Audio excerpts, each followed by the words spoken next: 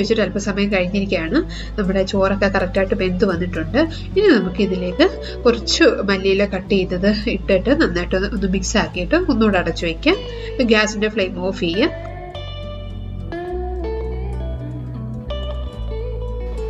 ഇപ്പോൾ നമ്മളുടെ അടിപൊളി വഴുതനങ്ങ വെച്ചിട്ടുള്ള ബിരിയാണി റെഡി ആയിരിക്കുകയാണ്.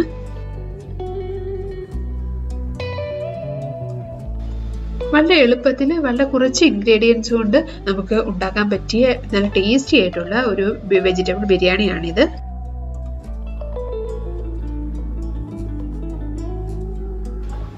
ഇത് നമുക്ക് ഇതിന് സൈഡ് ഡിഷിൻ്റെ ഒന്നും ആവശ്യമില്ല. ഇനി ഒരു പപ്പടമോ അല്ലെങ്കിൽ സലാഡോ ഒക്കെ ഉണ്ടെങ്കിൽ അടിപൊളിയായിട്ട് നമുക്ക് കഴിക്കാം.